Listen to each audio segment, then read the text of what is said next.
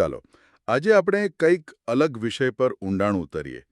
આપણી પાસે છે નાના બાળકોના પર્યાવરણના પાઠ્યપુસ્તકનો એક પાઠ જેનું શીર્ષક છે પૂનમે શું જોયું. હવે કદાચ એવું લાગે કે આમાં ઊંડાણપૂર્વક ચર્ચા કરવા જેવું શું હશે. પણ મારો વિશ્વાસ કરો, આ સાદા લાગતા પાઠમાં બાળકોને વૈજ્ઞાનિક કેવી રીતે બનાવવા એની આખી રૂપરેખા છુપાયેલી છે. તમે બિલકુલ સાચી વાત કરી. આજના આપણા વિશ્લેષણનો હેતુ જ એ સમજવાનો છે કે કેવી રીતે એક સાદી વાર્તા દ્વારા બાળકોને પ્રાણીજગત, વૈજ્ઞાનિક અવલોકન અને વર્ગીકરણના પાયાના સિદ્ધાંતો શીખવવામાં આવે છે. આ પાઠ માત્ર માહિતી આપવા માટે નથી, પણ બાળકોની જિજ્ઞાસાને કેવી રીતે જગાડવી, તેમની અવલોકન શક્તિને કેવી રીતે કેળવવી એની એક પ્રયોગશાળા છે. મને જે વાત સૌથી વધુ રસપ્રદ લાગી તે છે આ પાઠની શરૂઆત. મોટાભાગના પાઠ ખબર છે સુંદર ફૂલો કે પક્ષીઓના ગીતથી શરૂ થાય, પણ અહીં વાર્તાની શરૂઆત પૂનમના ગાલ પર એક પક્ષીની ચરક પડવાથી થાય છે. આ થોડું વિચિત્ર નથી? મતલબ આટલી વાસ્તવિક અને કદાચ થોડી અણગમતી ઘટના પસંદ કરવા પાછળ કોઈ ખાસ શૈક્ષણિક કારણ હશે? આ એક ઉત્તમ પ્રશ્ન છે અને એ જ તો આ પાઠની ખૂબી છે. અહીં શિક્ષણના અનુભવજન્ય શિક્ષણ એટલે કે એક્સપિરિયન્શિયલ લર્નિંગના સિદ્ધાંતનો ઉપયોગ થયો છે. એક અણધારી, વાસ્તવિક અને થોડી આઘાતજનક ઘટના બાળકના મગજને તરત સક્રિય કરી દે છે. તે પૂનમને તરત જ પ્રશ્ન પૂછવા પર મજબૂર કરે છે. આ શું હતું, ક્યાંથી આવ્યું? આ જિજ્ઞાસા જ જ્ઞાનનો પહેલો દરવાજો છે, ખરું ને? આ ઘટના પૂનમને ઉપર વૃક્ષ તરફ જોવા માટે એક મજબૂત કારણ પૂરું પાડે છે, જે કદાચ એક સુંદર ફૂલ ન કરી શકત. અહીંથી જ તેની અવલોકન યાત્રા શરૂ થાય છે. બરાબર, સમજી ગયો. તો પૂનમ ઉપર જુએ છે અને તેને વૃક્ષ પર ઘણા પ્રાણીઓ દેખાય છે. કબૂતર, ખિસકોલી, કાગડો, વાંદરો, પતંગિયા, ચકલી, પોપટ, કીડીઓ. આ પાઠનો પહેલો તબક્કો થયો, જેને આપણે માર્ગદર્શિત અવલોકન કહી શકીએ. પણ પછી વાર્તા આગળ વધે છે. પૂનમ પોતાનો ગાલ સાફ કરવા તળાવ પાસે જાય છે. અને અહીં લેખક ખૂબ જ કુશળતાપૂર્વક અવલોકનનું ક્ષેત્ર બદલી નાખે છે. વૃક્ષ પરનું વિશ્વ અલગ હતું અને હવે તળાવ પાસેનું વિશ્વ તદ્દન અલગ છે. અહીં તેને બકરી, કાચબો, બગલો, ભેંસ અને દેડકો જેવા પ્રાણીઓ દેખાય છે. આના દ્વારા બાળકોને ખૂબ જ સરળ રીતે બે અલગ અલગ નિવસન તંત્રો એટલે કે ઇકોસિસ્ટમ્સનો પરિચય કરાવવામાં આવે છે. એક વૃક્ષ આધારિત અને બીજું જળ આધારિત. બાળકોને સમજાય છે કે અલગ અલગ જગ્યાએ અલગ અલગ પ્રકારના જીવો રહે છે. અને અહીં સ્ત્રોતમાં એક ખાસ નોંધ પણ છે કે પ્રાણી શબ્દનો ઉપયોગ ખૂબ વ્યાપક અર્થમાં થયો છે. હા, અને આ શૈક્ષણિક દ્રષ્ટિએ ખૂબ જ મહત્વનું છે. આ ઉંમરે બાળકો માટે જંતુ, પક્ષી, સરીસૃપ અને સસ્તન પ્રાણી વચ્ચેનો જૈવિક ભેદ સમજવો મુશ્કેલ છે. તેથી પાઠ્યપુસ્તક પ્રાણી શબ્દનો ઉપયોગ આ બધા માટે કરે છે. આ સરળથી જટિલ એટલે કે સિમ્પલ ટુ કોમ્પ્લેક્સ તરફ જવાના શિક્ષણના સિદ્ધાંતનું પાલન કરે છે. પહેલા એક વ્યાપક શ્રેણી બનાવો અને પછી ધીમે ધીમે તેના પેટા પ્રકારો શીખવો. તો અવલોકન પછી આવે છે વર્ગીકરણ. પાઠમાં પ્રાણીઓને તેમની હલનચલનના આધારે જૂથમાં વહેંચવાની પ્રવૃત્તિ છે. પણ મને એ થાય કે આટલા નાના બાળકો માટે આ બધું થોડું વધારે પડતું નથી? ના, કારણ કે આ વર્ગીકરણ યાદશક્તિ પર નહીં પણ અવલોકન પર આધારિત છે. બાળકોને જે દેખાય છે તેના આધારે જૂથ બનાવવાના છે. સ્ત્રોત મુજબ હલનચલનના મુખ્ય 5 પ્રકારો પર ધ્યાન કેન્દ્રિત કરવામાં આવ્યું છે. પહેલું, જે ઉડી શકે છે, જેમ કે ચકલી, કાગડો. બીજું, જે પગથી ચાલી શકે છે, ગાય, ભેંસ. ત્રીજું, જે પેટે સરકીને ચાલે છે, સાપ, અળસિયું. ચોથું, જે કૂદકા મારીને ચાલે છે, જેમ કે દેડકો, કાંગારો. અને પાંચમું, જેને પાંખો હોય. આ પ્રવૃત્તિ બાળકોને ડેટાને વ્યવસ્થિત કરતા શીખવે છે, જે વૈજ્ઞાનિક પદ્ધતિનું બીજું પગથિયું છે. હલનચલન પછી તરત જ રહેઠાણના આધારે વર્ગીકરણ આવે છે. દરમાં રહેતા, માળામાં રહેતા, ઘરમાં રહેતા અને પાણીમાં રહેતા. અહીં એક રસપ્રદ વાત એ છે કે કેટલાક પ્રાણીઓ એક કરતાં વધુ જગ્યાએ જોવા મળે છે. બિલકુલ. જેમ કે દેડકો, એ પાણી અને જમીન બંને પર રહે છે. આનાથી બાળકોને વર્ગીકરણની એક મહત્વપૂર્ણ મર્યાદા સમજાય છે કે શ્રેણીઓ હંમેશા સ્પષ્ટ અને અલગ નથી હોતી. વાસ્તવિક દુનિયા જટિલ છે. આ ઉપરાંત સ્ત્રોતમાં રહેઠાણનું વધુ વિગતવાર વર્ણન પણ છે. વૃક્ષ પર, જમીનની અંદર અને આકાશમાં. આ બતાવે છે કે પ્રકૃતિમાં દરેક જીવ માટે એક ચોક્કસ સ્થાન છે. હવે વર્ગીકરણ વધુ ચોક્કસ અને આમ ઝીણવટભર્યું બને છે.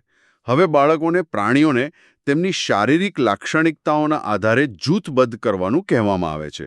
જેમ કે જેને પૂંછડી હોય, જેને માથે શિંગડા હોય અથવા જે દિવાલ પર ચાલી શકે. અહીં જે પદ્ધતિનો ઉપયોગ થઈ રહ્યો છે ને એ ખૂબ જ રસપ્રદ છે. આ જે દ્વિસંગી વર્ગીકરણ છે, શિંગડા છે કે નહીં, પૂંછડી છે કે નહીં, એ દેખાવમાં સાદું લાગે, પણ આ જૈવિક વર્ગીકરણની ચાવી એટલે કે બાયોલોજિકલ ડાયકોટમસ કીઝનો પાયો છે. વૈજ્ઞાનિકો જ્યારે કોઈ નવું જીવજંતુ શોધે ત્યારે તેઓ આવા જ હાનાવાળા પ્રશ્નોની શ્રેણીનો ઉપયોગ કરીને તેની ઓળખ કરે છે. એટલે આ પાઠ બાળકોને અજાણતા જ એક વાસ્તવિક વૈજ્ઞાનિક પદ્ધતિ શીખવી રહ્યો છે. વાહ, આ તો ખરેખર ઊંડી વાત છે. અને પાણી પીવાની રીતનું વર્ગીકરણ પણ છે. હોઠથી પીનારા અને જીભથી પીનારા. આ માત્ર એક અવલોકન છે કે તેની પાછળ કોઈ વિજ્ઞાન છે? તેની પાછળ ચોક્કસ વિજ્ઞાન છે. સામાન્ય રીતે જે પ્રાણીઓના ગાલ સંપૂર્ણ વિકસિત હોય છે અને તેઓ ચૂસવાની ક્રિયા સક્ષમ કરી શકે છે, જેમ કે ગાય, ઘોડો, માણસ, તેઓ હોઠથી પાણી પીએ છે. જ્યારે બિલાડી અને કૂતરા જેવા પ્રાણીઓના ગાલ અધૂરા હોય છે, તેથી તેઓ ચૂસી શકતા નથી. તેઓ પોતાની જીભને એક ચમચી જેવો આકાર આપીને પાણી ઉલેચીને પીએ છે. આટલી નાની પ્રવૃત્તિ બાળકોને પ્રાણીઓના શરીરની રચના અને તેના કાર્ય વચ્ચેનો સંબંધ સમજાવે છે. તો આટલું બધું શીખ્યા પછી જ્ઞાનને ચકાસવા માટે પાઠમાં ઉખાણાનો ઉપયોગ કરવામાં આવ્યો છે. આ મને ખૂબ ગમ્યો. હા, કારણ કે ઉખાણા માત્ર યાદશક્તિ નથી ચકાસતા, પણ તર્કશક્તિને પણ પડકારે છે. ચાલો એ ઉખાણા જોઈએ. પહેલું વાનર વિશે છે, જે કૂદવા અને કેળું ખાવા માટે પ્રખ્યાત છે. બીજું કરોળિયા વિશે, જે જાળું બનાવે છે. ત્રીજું ઘુવડ વિશે, જે નિશાચર છે. અને ચોથું દેડકા વિશે છે, જે ડ્રાઉં બોલે છે અને પાણી તથા જમીન બંને પર રહે છે, જે તેને ઉભયજીવી એટલે કે એમ્ફિબિયન બનાવે છે. અને પાંચમું અળસિયા વિશે છે, જે વરસાદ પછી દેખાય છે અને તેને પગ નથી.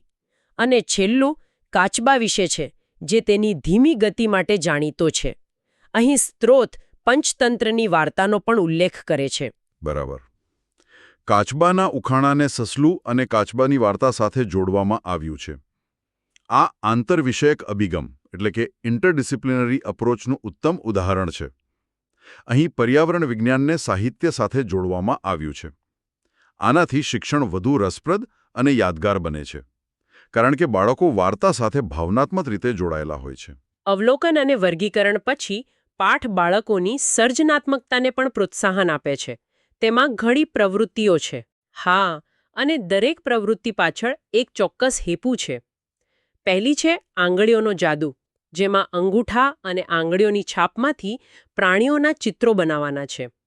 આનાથી બાળકની સૂક્ષ્મ સ્નાયુઓનો વિકાસ, ફાઇન મોટર સ્કિલ્સ થાય છે અને કલ્પનાશક્તિ ખીલે છે. બીજી પ્રવૃત્તિ છે અધૂરા ચિત્રો પૂરા કરવા. આ પ્રવૃત્તિ બાળકના મનમાં જે તે પ્રાણીની જે માનસિક છબી, મેન્ટલ ઇમેજ બનેલી છે, તેને કાગળ પર ઉતારવાની તક આપે છે. અને પેલી રમૂજી પ્રાણીની રમત તો ખરેખર મજેદાર લાગે છે. હું કલ્પના કરી શકું છું કે બાળકો કેવા હસતા હશે જ્યારે તેઓ હાથીના માથા પર બકરીનું શરીર અને માછલીની પૂંછડી જોતા હશે. આ માત્ર હસવા માટે છે કે આની પાછળ પણ કોઈ શીખવાનો હેતુ છે? હસવાની સાથે સાથે ગંભીર શિક્ષણ પણ છે. આ રમત દ્વારા બાળકો પ્રાણીઓના શરીરના મુખ્ય ભાગો, માથું, ધડ અને અંગો જેમ કે પગ, પૂંછડીને સ્પષ્ટપણે ઓળખતા શીખે છે. તેમને સમજાય છે કે દરેક પ્રાણીના અંગો તેની જરૂરિયાત અને પર્યાવરણ મુજબ વિશિષ્ટ હોય છે. આ જીવવિજ્ઞાનના સ્વરૂપ અને કાર્ય એટલે કે ફોર્મ એન્ડ ફંક્શનના સિદ્ધાંતનો પાયો નાખે છે. આ ઉપરાંત એક કોયડાની રમત મતલબ કે જિગસો પઝલ પણ છે.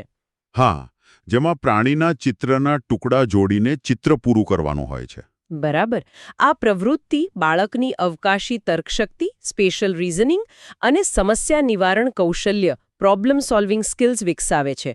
સ્ત્રોતમાં એક સરસ સૂચન પણ છે કે ટુકડા એવી રીતે કાપવા કે તે બાળકો માટે થોડા પડકારરૂપ બને. જો તે ખૂબ સહેલું હશે તો બાળક કશું નવું નહીં શીખે. શિક્ષણમાં યોગ્ય સ્તરનો પડકાર ખૂબ જ જરૂરી છે. અને પાઠના અંતમાં વાર્તા જ્યાંથી શરૂ થઈ હતી ત્યાં ફરી પાછા જઈએ છે વૃક્ષના અવલોકન પર. જાણે કે એક વર્તુળ પૂરું થતું હોય, પણ આ વખતે અવલોકન વધુ ઊંડાણપૂર્વકનું છે. બરાબર. આને આપણે સર્પાકાર અભ્યાસક્રમ એટલે કે સ્પાઇરલ કેરિક્યુલમ કહી શકીએ, જ્યાં એક જ વિષય પર પાછા આવીએ છીએ પણ વધુ ઊંડાણ સાથે. આ વખતે બાળકોને વૃક્ષ પર દેખાતા પ્રાણીઓને તેમના ચોક્કસ સ્થાનના આધારે વર્ગીકૃત કરવાનું છે. થડ ઉપર, જમીન ઉપર, ડાળીઓ ઉપર, પાંદડાઓ ઉપર અને વૃક્ષની આજુબાજુ. આ અવલોકનને વધુ સૂક્ષ્મ અને ચોક્કસ બનાવે છે. આનાથી નિરીક્ષણમાં ચોકસાઈ એટલે કે પ્રિસિઝન એન્ડ ઓબ્ઝર્વેશનનો ગુણ કેળવાય છે. અને અંતિમ કાર્ય છે જોયેલા પ્રાણીઓને તેમના કદના આધારે નાનાથી મોટાના ક્રમમાં ગોઠવવાનો. અહીં સ્ત્રોતમાં એક ખૂબ જ મહત્વપૂર્ણ અને વિચારશીલ નોંધ છે. તે કહે છે કે આ ક્રમ દરેક બાળકના અનુભવ અને દૃષ્ટિકોણ પર આધારિત હશે. કોઈ બાળક માટે કાગડો ચકલી કરતાં મોટો હોય તો કોઈએ કદાચ નાનું કાગડાનું બચ્ચું જોયું હોય. આ દર્શાવે છે કે વૈજ્ઞાનિક અવલોકન પણ ક્યારેક વ્યક્તિલક્ષી, સબ્જેક્ટિવ હોઈ શકે છે અને દરેકનું દૃષ્ટિકોણ માન્ય છે. પ્રાથમિક સ્તરે બાળકોને આટલી પરિપક્વ શીખ આપવી એ ખરેખર પ્રશંસનીય છે. તે શીખવે છે કે વિજ્ઞાનમાં પણ અલગ અલગ મંતવ્યોને સ્થાન છે. તો આ બધી ચર્ચા પરથી સ્પષ્ટ થાય છે કે આ માત્ર એક પાઠ નથી. આપણે પૂનમની એક નાનકડી ઘટનાથી શરૂઆત કરી અને વૈજ્ઞાનિક પદ્ધતિના તમામ મૂળભૂત તબક્કાઓ જિજ્ઞાસા, અવલોકન, વર્ગીકરણ, તાર્કિક અનુમાન જે ઉખાણા દ્વારા થયું અને છેવટે સર્જનાત્મક અભિવ્યક્તિ સુધી પહોંચ્યા. આ એક સંપૂર્ણ શીખવાનો અનુભવ છે. ખરેખર આ અધ્યાય એ વાતનું ઉત્તમ ઉદાહરણ છે કે કેવી રીતે શિક્ષણને રસપ્રદ, સંવાદાત્મક અને અનુભવ આધારિત બનાવી શકાય. તે શીખવે છે કે જો આપણે યોગ્ય રીતે જોતા અને વિચારતા શીખીએ તો આપણી આસપાસનું વિશ્વ જ જ્ઞાનનો સૌથી મોટો ભંડાર છે. તે માત્ર શું શીખવતું નથી, પણ કેવી રીતે શીખવું તે પણ શીખવે છે. અંતમાં શ્રોતાઓ માટે કોઈ વિચાર જે આપણે છોડી શકીએ? જરૂર. આપણે પેલી રમૂજી પ્રાણીની રમતની વાત કરી, જેમાં જુદા જુદા પ્રાણીઓના અંગો જોડીને એક કાલ્પનિક પ્રાણી બનાવાય છે. પણ શું વાસ્તવિક પ્રકૃતિમાં પણ એવા કોઈ પ્રાણીઓ છે જે આપણને આવા મિશ્રણ જેવા લાગે? દાખલા તરીકે પ્લેટિપસ. તેને બતક જેવી ચાંચ છે, બીવર જેવી ચપટી પૂંછડી છે, તેના પગ જાળીવાળા છે અને તે સસ્તન પ્રાણી હોવા છતાં ઈંડા મૂકે છે. જ્યારે યુરોપિયન વૈજ્ઞાનિકોએ તેને પહેલીવાર જોયું ત્યારે તેમને લાગ્યું કે કોઈએ મજાક કરવા માટે જુદા જુદા પ્રાણીઓના અંગો સીવી દીધા છે. આના પર વિચાર કરવાથી આપણને ઉત્ક્રાંતિ અને અનુકૂલન એટલે કે ઇવોલ્યુશન એન્ડ એડેપ્ટેશનના જટિલ અને અદ્ભુત ખ્યાલો વિશે વિચારવાની પ્રેરણા મળે છે. પ્રકૃતિ પોતે જ સૌથી મોટી કલાકાર અને સૌથી મોટો કોયડો છે.